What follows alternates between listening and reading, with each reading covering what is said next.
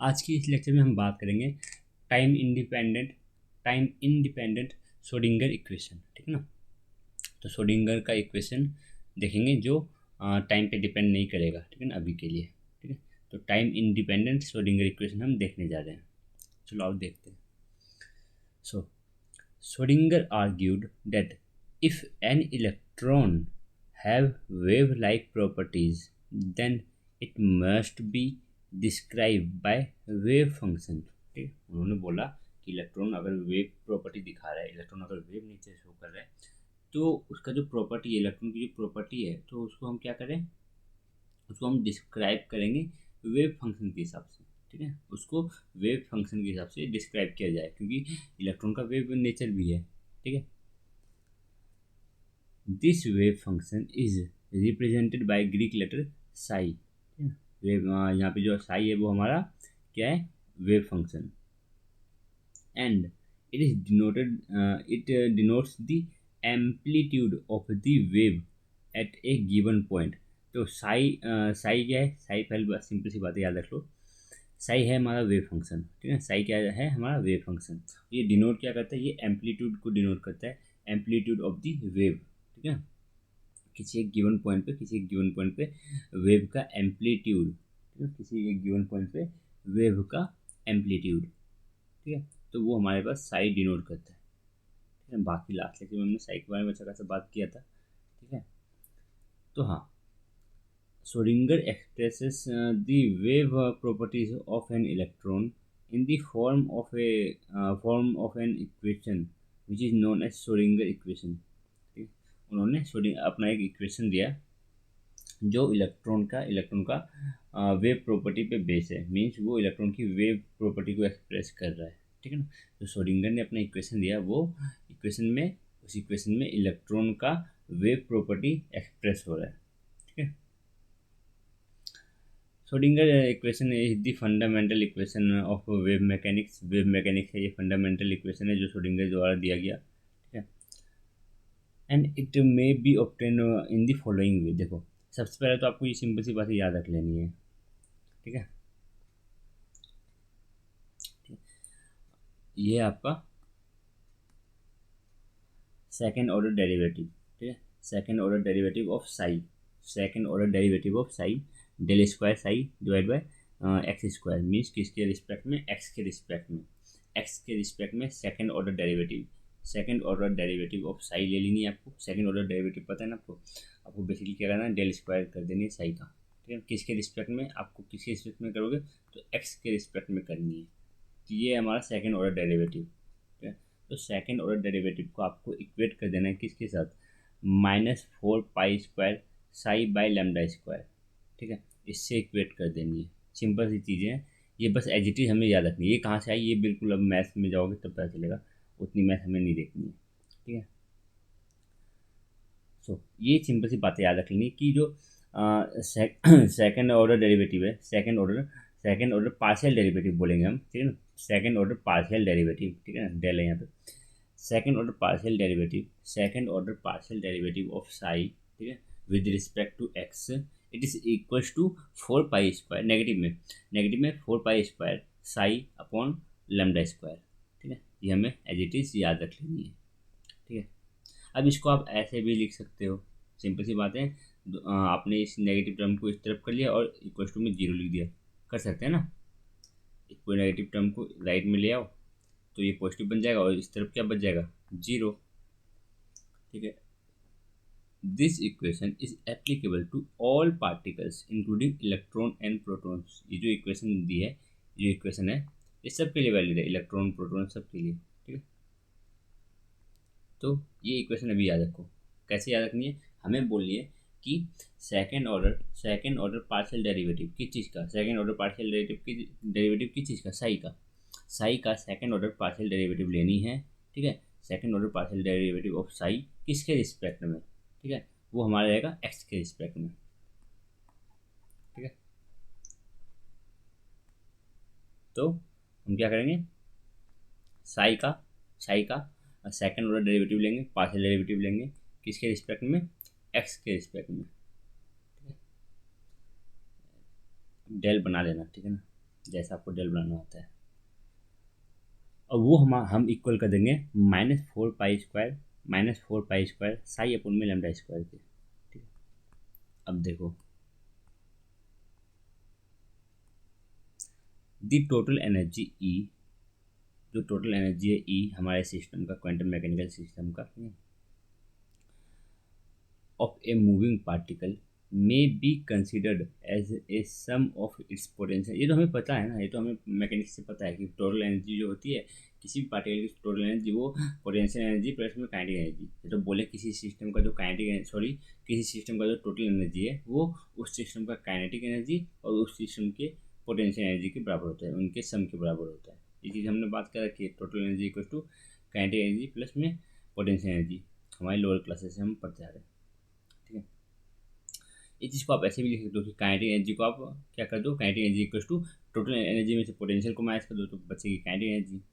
ठीक है, तो यहाँ पे पोटेंशियल एनर्जी को वी से डिनोट कर दिया जा रहा है। ठीक है, तो हम क्या लिख रहे हैं, हम लिख रहे हैं kinetic energy equal to total energy, उसमें से माइनस कर दो पोटेंशियल एनर्जी को, तो काइनेटिक एनर्जी को हम total energy minus potential energy लिख सकते हैं। ठीक है, अब देखो काइनेटिक एनर्जी को P²/2m लिखा जाता है। कैसे, देखो हम पता है ना kinetic energy equal to ½ mv², तो ऊपर भी m से इंटू कर दो और एक बार नीचे m से इंटू कर दो। ठीक है, तो m इंटू एम स्क्वायर बन गया, तो क्या बन गया हाफ m² और v² क्या हो गया मोमेंटम का स्क्वायर, अपन में नीचे क्या बच गया m। समझ में आया ये चीज़? तो हाँ काइनेटिक एनर्जी को हम P²/2m लिख सकते हैं। ठीक है, अब देखो अब बोला जा रहा है कि from equation 2.7 p can be written as, हाँ ये तो हमें पता है ना, momentum equal to h by p momentum equal to h by lambda, momentum equal to h by lambda, p equal to h by lambda. ठीक है, ये हमने पहले बात कर रखी है। ठीक है, p equal to h by lambda ये हमने पहले बात कर रखी है। तो अब वो इसको यूज करो, क्या करेंगे, हमको पता है kinetic energy equal to P²/2m, हमने अभी अभी लिखा काइनेटिक एनर्जी को लिखा हमने P²/2m, काइनेटिक एनर्जी को हमने लिखा P²/2m। ठीक है, तो मोमेंटम का टर्म हम क्या करते हैं, मोमेंटम का टर्म हम हटाने की कोशिश करते हैं। ठीक है, हम मोमेंटम का टर्म हटाने की कोशिश करते हैं, तो क्या करेंगे, मोमेंटम के स्क्वायर है, मोमेंटम का स्क्वायर है, momentum equal to h by p होता है, एच बाई पी, तो h²/p² आ जाएगा, तो वही आ गया h², नीचे सॉरी P² में बार बार दिक्कत हो रही है, h²/λ²। ठीक है, थोड़ा गलत बोल गया, h²/λ² हो जाएगा। ठीक है, momentum equal to h by lambda, momentum equal to h by lambda. वैसे बेसिकली मुझे बार बार आदत है कि lambda equal to h by p याद रख रखा है मैंने, तो बार बार एच बाई पी हो जाता है। ठीक है, तो आप एच बाई लेमडा ही याद रखना। ठीक है, momentum equal to h by lambda. तो हमने क्या किया, P² को हटाया, यहाँ पे हमने लिख दिया h²/λ², तो वही है h²λ², 2m तो हमारे पास था ही। तो हाँ काइनेटिक एनर्जी को हम ये चीज़ ऐसा लिख सकते हैं, और काइनेटिक एनर्जी को हम अभी अभी देखे हैं कि ई माइनस वी लिख सकते हैं, total energy minus potential energy. ठीक है, हम ये भी लिख सकते हैं। ठीक है, अब क्या करनी है, अब हमें इन दोनों को इक्वेट कर देना है, और लैम्डा की वैल्यू को हमें निकाल के देखनी है, लैम्डा की वैल्यू क्या आएगी, लैम्डा स्क्वायर को अलग कर लो। ठीक है, लैम्डा स्क्वायर को इधर रहने दो, और बाकी मान लो इसको हम इस तरफ ले गए, इंटू में आ जाएगा, इंटू में 2m आ गया, नीचे h²। ठीक है, तो 1/λ², तो इसका उल्टा कर दो तो क्या आ जाएगा h²/e−v 2m। ठीक है, तो ये सिंपल सी है अरेंजमेंट है, और कुछ खास नहीं है यहाँ पे। अब देखो आगे क्या किया गया, आपको लैम्डा स्क्वायर की वैल्यू को क्या करनी है, हमने जो इक्वेशन अभी देखा था ये वाला कि partial second order partial derivative of psi with respect to X is -4 pi psi upon में लैम्डा स्क्वायर। तो यहाँ पे जो लैम्डा आ रहा है, यहाँ पे जो लैम्डा आ रहा है, तो उस लैम्डा स्क्वायर को आप इक्वेट कर दो जो हमने अभी लैम्डा स्क्वायर की वैल्यू निकाली, हमने जो अभी लैम्डा स्क्वायर का वैल्यू निकाला h²/2m e−v, उससे उसको क्या कर दो, सब्स्टिट्यूट करो। तो देखो हमने क्या किया, कहाँ किया,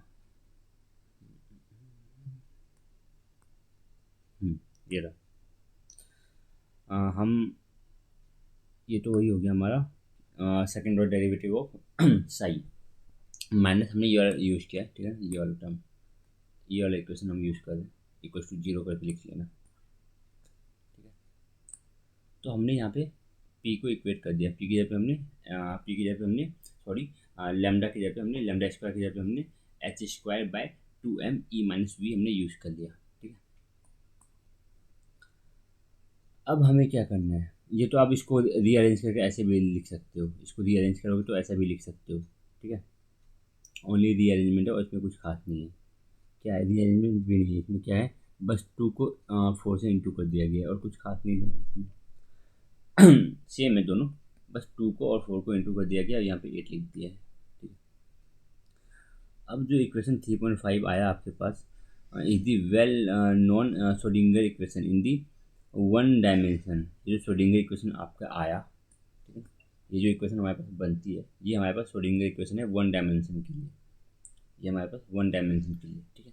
अगर आपको थ्री डायमेंशन के लिए निकालनी है तो ये जो हमारे टर्म है second order derivative of psi with respect to x, तो उसको क्या करो second order derivative of second order partial derivative of psi with respect to x था हमारे पास, सेम चीज़ लगा दो वाई के लिए भी और सेम चीज़ लगा दो जेड के लिए भी। कुछ खास किया इसमें नहीं, second order partial derivative of psi with respect to x, with respect to x square बोल दो, ठीक है, एक्स ही बोलते हैं वैसे तो, विद रिस्पेक्ट टू एक्स। तो हमने क्या किया, हमने बोला एक्स बस करेंगे तो ये वन डायमेंशन के लिए जाएगा, तो हमने तीनों के लिए किया, एक्स के लिए भी वाई के लिए भी जेड के लिए भी सेम चीज़ की, ठीक है, सेम चीज़ किया, ठीक है। और ये चीज़ तो हमारे पास थी पहले से, ठीक। तो ये हमारे पास थ्री डायमेंशन के लिए हमारे पास इक्वेशन आ गई किसकी Schrodinger equation for three dimension, ठीक है। अब देखो आप इस चीज़ को रिमूव करके किसको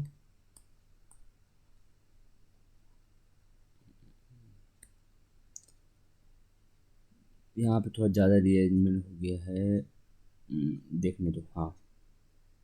आप क्या करो, इस सब में से इस टर्म में से साई को बाहर निकाल लो, ठीक है, साई को बाहर निकाल लो तो अंदर क्या बचा,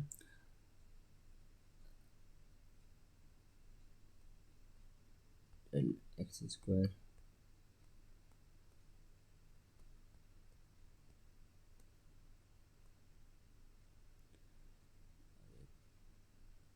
जी स्क्वायर, ठीक है। तो इस चीज़ को आप रिमूव कर सकते हो बाय क्या, आपके पास एक आता है ऑपरेटर जिसको हम बोलते हैं लैप्लेशियन ऑपरेटर, ठीक है। तो हमने इसको लैप्लेशियन ऑपरेटर के द्वारा इसको क्या क्या कर दिया, रिप्लेस कर दिया, हमने यहाँ पे यूज़ किया, ये बस सिंबल है, ठीक है, ये सिंबल है लैप्लेशियन ऑपरेटर का, ठीक है। लैप्लेशियन ऑपरेटर हम इसी को बोलते हैं, इसी को हम बोलते हैं लैप्लेशियन ऑपरेटर।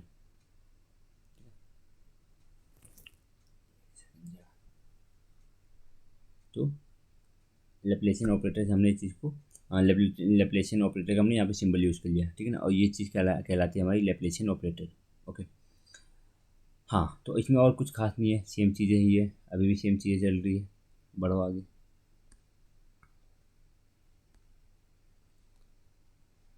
जो इक्वेशन 3.7 आया है, customarily written in the following form, minus S square divided by 8 pi square del square plus V, जो कि यहाँ पे हमारा वी, यहाँ पे हमारा क्या है वी, हमारे पास यहाँ पे potential energy, psi equal to E psi, ठीक है।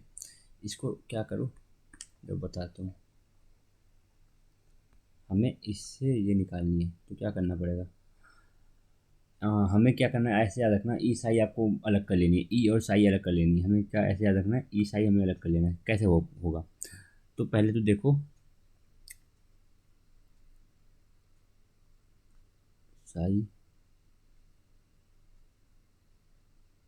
इसको इस पूरे टर्म को राइट की ओर ले जाओ, तो minus 8 pi square m divided by h square E minus V, psi, ठीक है। हमें क्या करनी है, ई साई को अलग करना है।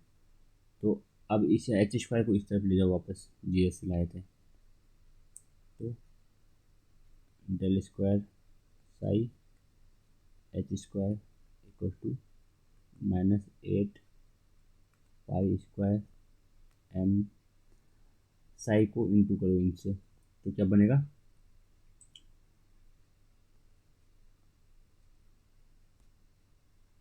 ये आपके पास बनेगा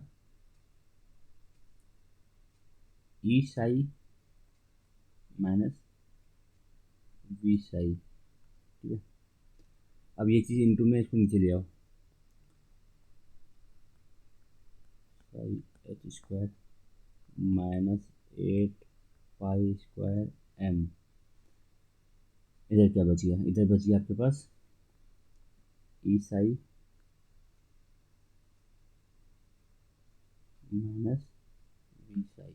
हमें ई साई अलग करनी है, तो वी साई को इस तरफ ले आओ, तो क्या बच गया आपके पास, del square psi H square -8 pi square M, minus है तो इधर प्लस हो जाएगा, V psi equal to E psi. अब सिंपल सी बात है, लास्ट टर्म आ गया, हम क्या करनी है, हमें इनमें से साई को कॉमन ले लो, इसी में साई दिख रहा है आपको, साई कॉमन ले लो, क्या बन गया, del square h square minus में 8 pi square M,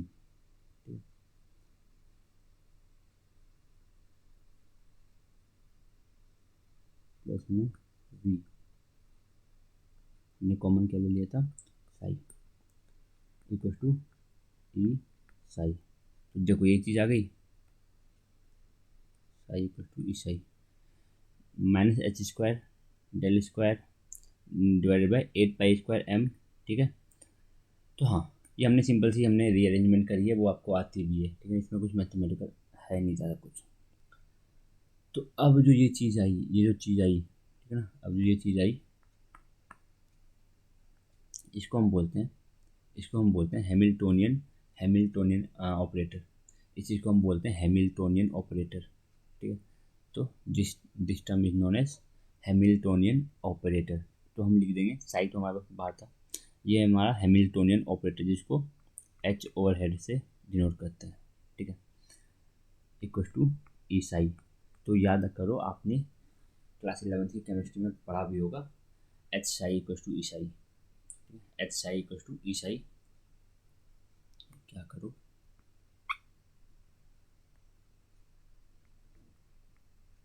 H psi equal to E psi, ये आपने पहले पढ़ भी रखी है, ठीक है।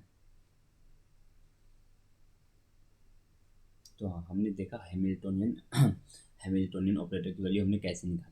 तो हमने चीज़ें कहाँ से स्टार्ट करी, हम चीज़ें स्टार्ट करते हैं सबसे पहले, ये टर्म, ये चीज़ तो आपको याद करनी पड़ेगी, ये चीज़ तो आपको याद करनी पड़ेगी, ये चीज़ याद रख लेना। उसके बाद हमें क्या करना है, हमें किसी भी तरह सोचना है कि लैम्डा स्क्वायर की वैल्यू निकल जाए। हम चाहते हैं कि यहाँ से लैम्डा स्क्वायर को, यहाँ से जो लैम्डा स्क्वायर है इसको हम हटा दें, इसको हम सब्स्टिट्यूट कर दें किसी अदर वैल्यू से। हमें तो यहाँ पे लैम्डा स्क्वायर की वैल्यू निकालनी पड़ेगी, ठीक है ना। तो हम काइनेटिक एनर्जी से खेलेंगे, यहाँ पे कुछ ला के पुट करना है। अब इस इक्वेशन को यहीं पे भूल जाना, ठीक है ना। हम सोचेंगे कि हमें कुछ करनी है आगे, ठीक है। बेसिकली हमें क्या करना है, लैम्डा स्क्वायर की वैल्यू को ला के यहाँ पे पुट करना है। तो इस इक्वेशन को भी भूलो, तो और काइनेटिक एनर्जी को पकड़ लो, ठीक है ना। हमने क्या किया, काइनेटिक एनर्जी को पकड़ा, हमने काइनेटिक एनर्जी को पी स्क्वायर बाई 2m लिखा, ठीक है। हमने काइनेटिक एनर्जी को पी स्क्वायर बाई 2m लिखा। अब हमें मोमेंटम का कोई काम नहीं है, हमें मोमेंटम का कोई काम नहीं है, ठीक है ना। मोमेंटम पार्टिकल्स के लिए होता है, तो हमें मोमेंटम की कोई बात नहीं करनी, हमें वेव की बात करनी है। तो हमें वेवलेंथ चाहिए, तो हमें मोमेंटम और वेवलेंथ का रिलेशन पता है, ठीक है ना। मोमेंटम और वेवलेंथ का रिलेशन पता है, तो हम वहाँ से मोमेंटम को सब्सटीट्यूट कर देंगे। तो हमने मोमेंटम को लिख दिया, मोमेंटम को क्या लिख दिया हमने, momentum equal to h by lambda. तो एच बाई लैम्डा से सब्सटीट्यूट किया, ठीक है। अब हम जानते हैं, जो हमारे पास जो काइनेटिक एनर्जी हम लिख रहे हैं, हम जो काइनेटिक एनर्जी अब ये लिख रहे हैं, तो उसको हम इक्वेट कर सकते हैं ई माइनस वी से। काइनेटिक एनर्जी होता है आपका पास टोटल एनर्जी माइनस में पोटेंशियल एनर्जी, तो वहाँ से हमने इक्वेट किया और लैम्डा स्क्वायर की वैल्यू को हमने कैलकुलेट करने की कोशिश करी है, ठीक है, हमने लैम्डा स्क्वायर की वैल्यू को कैलकुलेट करने की कोशिश करी तो लैम्डा स्क्वायर की वैल्यू आ गई। अब इस वैल्यू को आपने पुट कर दिया जो आपका पहला वाला इक्वेशन था, ठीक है ना, उसमें पुट करते ही आपके पास जो चीज़ें आई उसमें से थोड़ा सा आपने क्या किया, ये रीअरेंजमेंट बोल सकते, थोड़ा सा क्या किया, 2 और 4 को 8 इंटू कर दिया, 8 लिख दिया, सेम चीज़ें, कुछ खास नहीं है। और ये जो चीज़ आई है ये 1 डायमेंशन के लिए आई है हमारे पास, 1 डायमेंशन के लिए, ठीक है, this is for 1 dimension. 3 dimension के लिए चाहिए तो ये जो सेम चीज़ है जो आप एक्स के अप्रोच कर रहे हो, सेम चीज़ आपको वाई और जेड के लिए भी कर लेनी है, ठीक है, बाकी सब चीज़ें सेम रहेगी, बस ये टर्म एक्स के लिए, वाई के लिए, जी के लिए, तीनों के लिए यूज़ कर लेना, तो वो हो जाएगा आपका तीनों डायमेंशन के लिए। और तीनों डायमेंशन का इसमें से साई निकाल लेना, इसमें से साई हटा लेना, ठीक है, तीनों का साई कॉमन ले लेना, ठीक है, इनका साई बाहर निकाल लो, इनमें से इन सब का साई बाहर निकाल लो। अब जो ये चीज़ बची इसको हम बोलते हैं लेप्लेशियन ऑपरेटर, ठीक है, इसी को हम बोलते हैं लेप्लेशियन ऑपरेटर, ठीक है। तो साई को हमने बाहर निकाल लिया था, ये याद रखना, साई आपको बाहर निकाल लेनी है, देखो बाहर है, ठीक है, समझ गए। हाँ, तो यहाँ तक हमने किया, इसके बाद क्या किया, इसके बाद हमें सोचना था, हमें क्या सोचना था, हमें ई साई चाहिए था, हमें क्या करना था, ई साई चाहिए और बाकी चीज़ जो भी आए हमें देख लेनी है, कुछ भी हमें ई साई को अलग करनी है। ई साई इक्वल टू कुछ भी चीज़ आई, कुछ जो भी चीज़ आई बड़ी सी छोटी सी हमें नहीं देखनी, हमें बस ई साई को अलग करना है, हमें बस ई साई को अलग करनी है, बाकी जो है उसको एक साइड फेंक दो, ई साइड को अलग कर लो, बाकी चीज़ को अलग कर लो, हमें ऐसा सोच के चलना है। तो हमने ई साइड को अलग किया तो हमने देखा हमारे पास साइड में ये चीज़ बची है, ये चीज़ बची है, तो हमने बोला जो भी चीज़ बची है उसमें से साई को कॉमन ले लो, साई को हटा लो, साई को हटाने के बाद जो चीज़ अंदर बची है, मीन्स साई को कॉमन लेने के बाद जो चीज़ें बची है उसी को बोलते हैं हम हैमिल्टोनियन ऑपरेटर, ठीक है ना, साई को कॉमन लेने के बाद जो चीज़ें बची है उसी को बोलते हैं हैमिल्टोनियन ऑपरेटर, ठीक है। तो चीज़ें सिंपल थी, मुझे तो नहीं लगता कि आपको ये कुछ डिफिकल्ट लगा होगा, बस सिंपल सी बातें हैं, वापस से एक बार देख लो, आपको ये चीज़ को दिमाग में लेके चलना है, ठीक है, आपको बोलना है कि second order partial derivative of psi, second order partial derivative of psi with respect to x it is equal to -4 pi square psi upon में लैम्डा स्क्वायर, बस आपको ये याद रखना है, ठीक है। उसके बाद क्या नेक्स्ट अप्रोच क्या रहा हमारा कि हमें लैम्डा स्क्वायर को हटाना है, कैसे हटाएंगे, तो आप सोचो काइनेटिक एनर्जी होती है कुछ, ठीक है ना, आपने बोला काइनेटिक एनर्जी कुछ होती है, तो हमने बोला कि p²/2m होती है काइनेटिक एनर्जी, इसको इक्वेट कर दोगे आप किससे, इसको इक्वेट कर दोगे आप काइनेटिक एनर्जी की और एक वैल्यू होती है टोटल एनर्जी माइनस में पोटेंशियल एनर्जी। अब आप बोलो नहीं मुझे पी तो नहीं चाहिए, पी तो मोमेंटम होता है, हम तो मोमेंटम नहीं देख रहे हैं, हम वेव देख रहे हैं, तो पी को आप लिख दोगे एच बाई लैम्डा, यहाँ से आप पी को एच बाई लैम्डा लिख दोगे, मीन्स यहाँ पे पी को लिख दोगे एच स्क्वायर आ जाएगा ऊपर और नीचे लैम्डा स्क्वायर आ जाएगा, ठीक है। और यहाँ से आप क्या निकालोगे, यहाँ से आप लैम्डा स्क्वायर की वैल्यू आराम से निकाल सकते हो, क्या आएगी लैम्डा स्क्वायर की वैल्यू देख लो, लैम्डा को उस तरफ ले तो आ जाएगी वैल्यू आपके पास h² 2m e minus v equal to lambda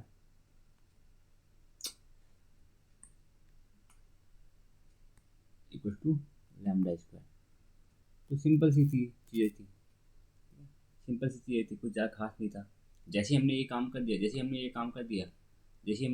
दिया, तो अब आप क्या करना है, अब आपको देख लेनी है सिंपल जो चीज़ आई है वो 1 डायमेंशन के लिए है, वो आपके पास 1 डायमेंशन के लिए, जैसे आपने इसको यहाँ पे पुट किया तो वो जो चीज़ आई है आपके पास 1 डायमेंशन के लिए।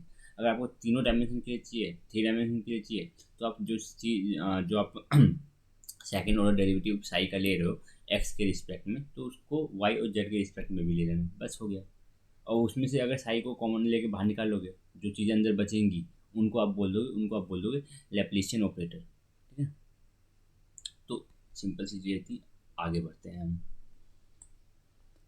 तो अब बात क्या आती है, देखो हमारे पास H psi equal to E Sai मिल चुका है, which is the abbreviated form of Schrodinger equation, बोल सकते हो शॉर्ट फॉर्म में इसको इलेबोरेट करके लिखना है, तो एच की पूरी वैल्यू डाल दो, तो ये हो गया इलेबोरेट फॉर्म, ठीक है ना।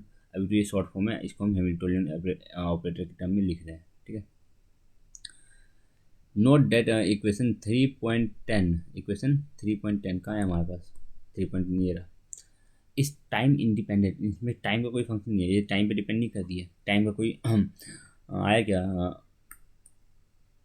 ये टाइम पे डिपेंड ही नहीं कर रही है, ठीक है ना। कहीं पे भी आपको टाइम का टी दिखा है क्या कि कहीं टी पे डिपेंड कर रही हो कोई इक्वेशन, ठीक है।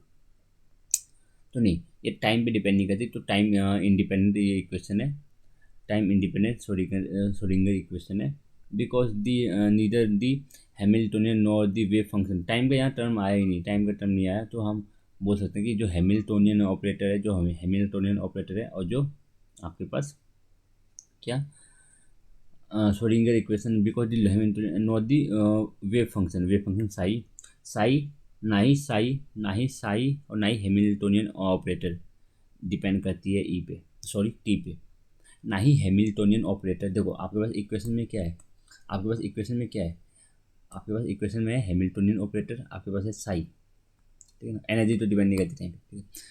तो क्या हैमिल्टोनियन ऑपरेटर साई पे डिपेंड करती है, देख लो इस इक्वेशन में कहीं आपको दिख रही है क्या हैमिल्टोनियन ऑपरेटर, आपको कहीं टाइम का टर्म दिख रहा है क्या। तो हैमिल्टोनियन ऑपरेटर क्या टाइम पे डिपेंड कर रही है, नहीं। क्या वेव फंक्शन, क्या जो वेव फंक्शन है वो टाइम पे डिपेंड करती है, नहीं, वेव फंक्शन नहीं डिपेंड करती है टाइम पे। तो हैमिल्टोनियन ऑपरेटर और वेव फंक्शन दोनों ही टाइम पे डिपेंड नहीं करती, तो हाँ हम बोल सकते हैं ये जो इक्वेशन हमारे पास आई है ये है टाइम इंडिपेंडेंट श्रोडिंगर इक्वेशन, ठीक है। The Schrodinger equation as given in example 3.10 is the most general form, ठीक है ना। ये ज़्यादा हम यही यूज़ करते हैं, बहुत सिंपल सा फॉर्म है, ठीक है ना। एस आई कुछ इस आई ज़्यादा देखोगे आपको ये देखने को मिलेगा, जो इलेबोरेट फॉर्म है उसको ज़्यादातर हम नहीं लिखते हैं, ठीक है। हम ज़्यादा इसको एब्रिविएट फॉर्म में ही लिखते हैं।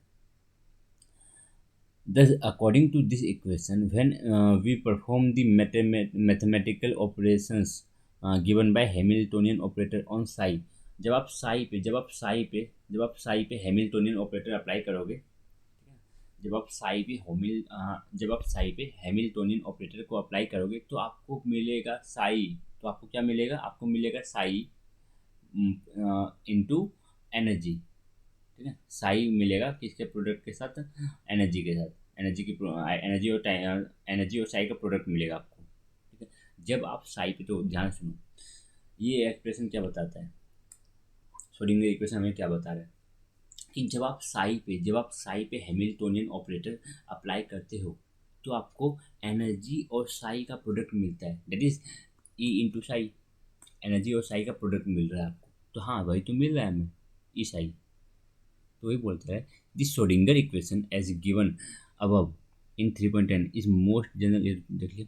दस according to this equation when we perform the mathematical operation given by Hamiltonian operator on psi it gives us back this unchanged value of wave function. हमें वही साई मिलती है जो साई पहले थी, हमें वही साई मिली किसके मल्टीपल में, एनर्जी के मल्टीपल में, ठीक है ना।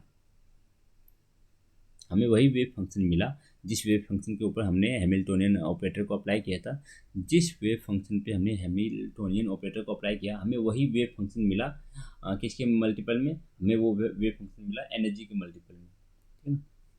Multiplied by a constant that is E which is the energy of the electron, ये तो आप एनर्जी ऑफ द सिस्टम बोल सकते हो, ठीक है।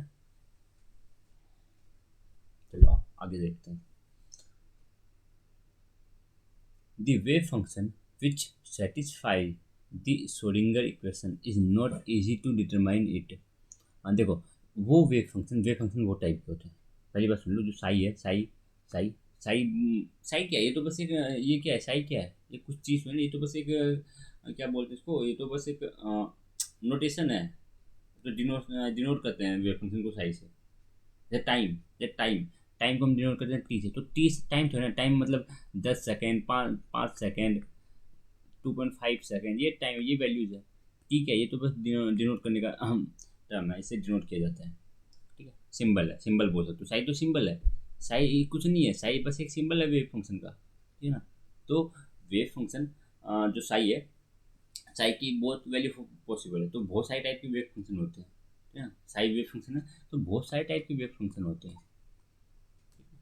तो वो wave function the wave function which satisfy, वो वाला वेव फंक्शन जो श्रोडिंगर इक्वेशन को सेटिस्फाई करे, that is E psi equal to S I equal to E psi.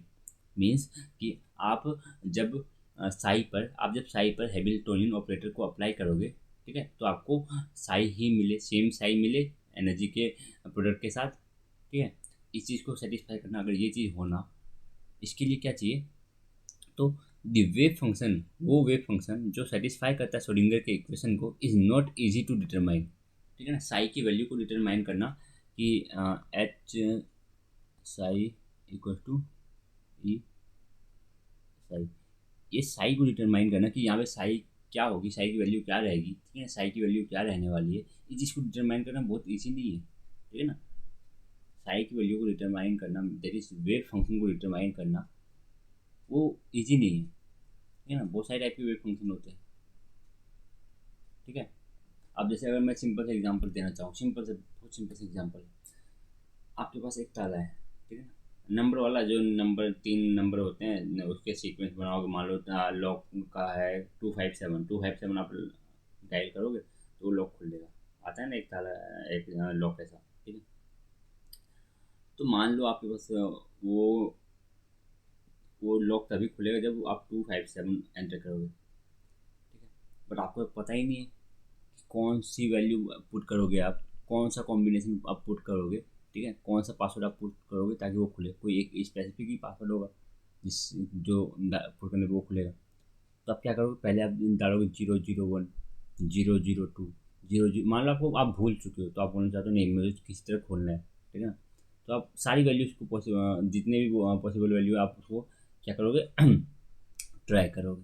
तो एक बोला जा रहा है कि जो साई की वैल्यू डिटरमाइन करना है, साई की वैल्यू डिटरमाइन करना ईजी नहीं है कि आप सो के उठे आपको पता चल हाँ भाई ये रहा साई, साई की वैल्यू ये रहेगी, और ये साई की ये वाली वैल्यू डालने पे जो हमारे पास जो एस आई कुछ भी सही है, जो हमारे पास श्रोडिंगर इक्वेशन है वो बिल्कुल वैलिड, बिल्कुल अच्छे से सेटिस्फाई हो जाएगा, ऐसा कुछ नहीं है, ठीक है। तो आपको भी यहाँ पे ट्रायल लेना पड़ेगा, आपको डिफरेंट डिफरेंट वैल्यू को पुट करके देखना पड़ेगा कि हाँ क्या रिजल्ट आ रहा है, ठीक है। It becomes necessary to try various wave function, आपको बहुत सारे वेव फंक्शन को ट्राई करना पड़ेगा to give the satisfactory solution of this Schrodinger equation, ताकि वो श्रोडिंगर इक्वेशन को सेटिस्फाई कर सके, ठीक है ना। आपको बहुत सारी साई की वैल्यू को बहुत सारे वेव फंक्शन की वैल्यू को यहाँ पे ट्राई करना पड़ेगा। Thus, the Schrodinger equation can be solved using various trial wave function, ठीक है। तो बहुत सारे ट्रायल वेव फंक्शन हम इसमें अप्लाई करेंगे, और क्या करेंगे, हमारे वेव फंक्शन की वैल्यू, वो जो इस पर्टिकुलर वैल्यू है वेव फंक्शन की जो सेटिस्फाई करेगा, ठीक है। जो बताया ना मैंने अभी लॉक का एग्जांपल कि एक पर्टिकुलर पासवर्ड होगा जिससे वो खुलेगा, सारे पासवर्ड से वो नहीं खुलेगा, कुछ भी पासवर्ड डालो वो नहीं खुलेगा, एक पर्टिकुलर पासवर्ड होगा जिससे वो खुलेगा। तो एक पर्टिकुलर साई की वैल्यू होगी, एक पर्टिकुलर वेव फंक्शन की वैल्यू होगी, ठीक है ना, जिसको पुट करने पे आपके पास जो इक्वेशन आया श्रोडिंगर इक्वेशन वो वैलिड रहेगा, ठीक है ना, वो सेटिस्फाई हो जाएगा। So the particular value of Sai, Sai की वो वैल्यू जो सेटिस्फाई करती है किसको, सेटिस्फाई करती है हमारे अब इक्वेशन को, दैट इज हमारे पास श्रोडिंगर के इक्वेशन को, ठीक है। तो उस साई की वैल्यू को, उस वेव फंक्शन की वैल्यू को हम बोलते हैं ईगन, ईगन फंक्शन, ठीक है ना। वेव फंक्शन की वो वैल्यू, वेव फंक्शन की वो वैल्यू जो जो श्रोडिंगर इक्वेशन को सेटिस्फाई करे उसको बोलते हैं ईगन फंक्शन, ठीक है ना। तो हमें पता चल गया, हम हमें पता चल गया कि हाँ कौन सी वैल्यू रखनी है, ठीक है। मान लो हमें पता चल गया कौन सी वैल्यू रखनी है, ठीक है। तो वो वाली वैल्यू हमने पुट करी, वो वाली वैल्यू हमने पुट करी, तो उस वैल्यू को पुट करने के पर जो एनर्जी की वैल्यू आएगी, ठीक है। मान लो आपको पता चल गया कि हाँ भाई हमें ये वाली वैल्यू पुट करनी है, जो वेव फंक्शन है हमारा ये रहने वाला है, आपने वो वेव फंक्शन पुट करके देखा और आपका इक्वेशन वैलिड हो रहा है और सेटिस्फाई कर रहा है आपके श्रोडिंगर के इक्वेशन, ठीक है। तो जैसे ही आपने साई की वैल्यू पुट करी, जैसे ही आपने साई की वैल्यू पुट करी, ठीक है ना, जो पर्टिकुलर साई चाहिए थी हमें मिल गया, हमें वो वाला वेव फंक्शन मिल गया। तो जैसे ही आपने वो वाले वेव फंक्शन को अप्लाई किया, तो जो आपको एनर्जी की वैल्यू मिली, ठीक है ना, उस वेव फंक्शन को अप्लाई करने पे जो एनर्जी की वैल्यू मिलेगी हमें, तो उस एनर्जी को बोलेंगे द कोरस्पॉन्ड एनर्जी, ठीक है ना। ईगन फंक्शन को हमने अप्लाई किया, दैट इज हमने वो वाला पर्टिकुलर वेव फंक्शन को अप्लाई कर दिया, तो जो एनर्जी मिली उसको बोलते हैं ईगन वैल्यूज़। ईगन फंक्शन क्या है, ईगन फंक्शन क्या है, ईगन फंक्शन हमारा वो वेव फंक्शन है, ईगन फंक्शन हमारा वेव फंक्शन है, ईगन फंक्शन क्या है हमारा वेव फंक्शन है, ठीक है, साई की वैल्यू है, ठीक है। ईगन फंक्शन हमारा वेव फंक्शन है, कौन सा वेव फंक्शन, वो वेव फंक्शन, वो पर्टिकुलर वेव फंक्शन जो सेटिस्फाई कर रही है हमारे श्रोडिंगर के इक्वेशन को। तो उस ईगन फंक्शन की वैल्यू को जैसे ही हमने पुट किया, ठीक है ना, उस चाबी को हमने जैसे ही पुट किया, जैसे ही हमने उस चाबी को पुट किया और जो हमारे पास एनर्जी की वैल्यू आई, तो उस एनर्जी को बोलेंगे अब हम ईगन वैल्यू, ठीक है ना, उस एनर्जी को बोलेंगे ईजन, ईजन ईगन जो बोलना है बोल लो, इगन वैल्यू, ठीक है। फॉर दिस सिस्टम अंदर कंसिडरेशन, जिस सिस्टम की आप बात करेंगे, this is as per the postulate 3 of quantum mechanics given below. जो पोस्टुलेट 3 पढ़ लेते हैं क्या है। In any measurement of observable किसी भी ऑब्जर्वेबल्स को जो आप मेजर कर रहे हो, ठीक है, एसोसिएटेड विद ऑपरेटर ए, जिसका जो किसी ऑपरेटर से एसोसिएटेड है, the only value that will ever be observed are the eigenvalue a eigenvalue a, ठीक है ना, and which satisfy the eigenvalue equation. इसका सिंपल सा मतलब है कि आप जब कोई भी मेजरमेंट कर रहे हो, कोई भी ऑब्जर्वेबल्स को आप मेजर कर रहे हो, ये क्वांटम मैकेनिक्स की बात चलती है, तो कुछ ही एक ही ओनली एक आध ही वैल्यू पॉसिबल, एक ही वैल्यू, वैसे तो हम एक ही लेके चलते हैं। एक ही वैल्यू होती है जो आपके पास आपकी इक्वेशन को सेटिस्फाई करती है, ठीक है ना। और उस वैल्यू को वो जो वैल्यू आती है उसको हम बोलते हैं इजन वैल्यू। और जो फंक्शन हम यूज़ करते हैं उस वैल्यू को कैलकुलेट करने के लिए, तो उसको बोलते हैं हम इगन फंक्शन, जो हमारे इक्वेशन को सेटिस्फाई कर रही है। तो यही है हमारा क्या, ये चीज़ हमारी है हमारे पोस्टुलेट नंबर 3। ये हमारा पोस्टुलेट नंबर 3 है कि हमारे पास कोई एक पर्टिकुलर इजन वैल्यू आएगी, ठीक है ना। और इजन फंक्शन, एक पर्टिकुलर हमारे पास वेव फंक्शन आएगा जो हमारे पास हमारे इक्वेशन को सेटिस्फाई करेगा, ठीक है। वेव फंक्शन की कोई एक पर्टिकुलर वैल्यू ही आएगी जो हमारे पास हमारी इक्वेशन को सेटिस्फाई करेगा। Having understood the above concept, let's हम साई और साई स्क्वायर को अभी देखने वाले हैं अगले लेक्चर में, अभी नहीं देखेंगे। तो लैप्लेसियन ऑपरेटर क्या है। लैप्लेसियन ऑपरेटर को डेल स्क्वायर से डिनोट किया जाता है। और लैप्लेसियन ऑपरेटर क्या है, it is basically partial second order partial derivative with respect to x, with respect to y, and with respect to z। तो Laplacian operator is denoted by del square, and it has a value of del square divided by del x square, del square divided by del y square। आपको same चीज़ ये चीज़ लिख देनी है, ठीक है। और कुछ हमने लैप्लेसियन ऑपरेटर के बारे में नहीं जाननी, हमने बस लैप्लेसियन ऑपरेटर के बारे में क्या है, सिंपल सी एक आध बात पता है हमें, क्या है कि इसको डेल स्क्वायर से डिनोट किया जाता है, ठीक है ना। इसको डेल स्क्वायर से डिनोट किया जाता है, इसकी वैल्यू ये रहती है।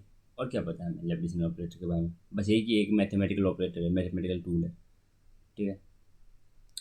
पार्शियल डेरिवेटिव ऑपरेटर है ये, ठीक है। It is a mathematical derivative operator, ठीक है। और कुछ हमने नहीं जाना लैप्लेसियन ऑपरेटर के बारे में। टर्म ईजन फंक्शन और ईजन वैल्यू को आपको डिफाइन करनी है। ईजन फंक्शन क्या है, ठीक है ना।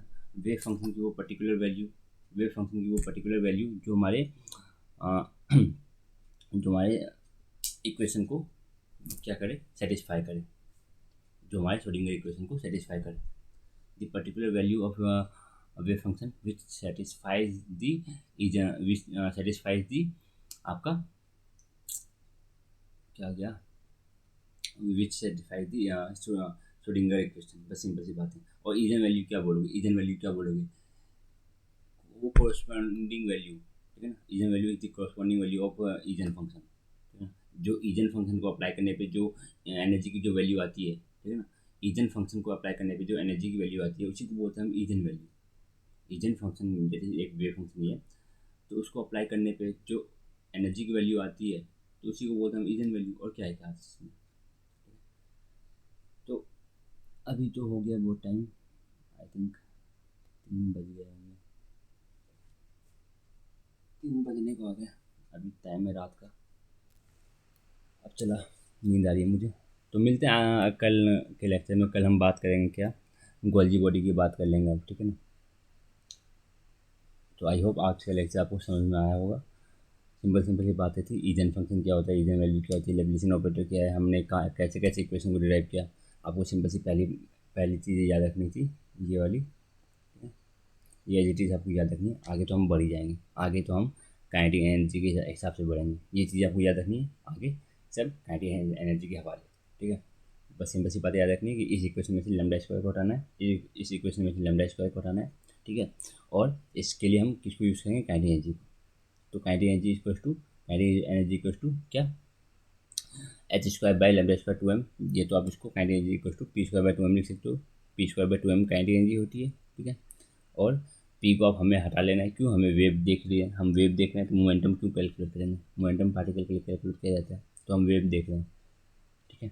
तो हमने बोला भाई पार्टिकल नहीं है तो मोमेंटम हटाओ, मोमेंटम को हमने हटा दिया, ठीक है।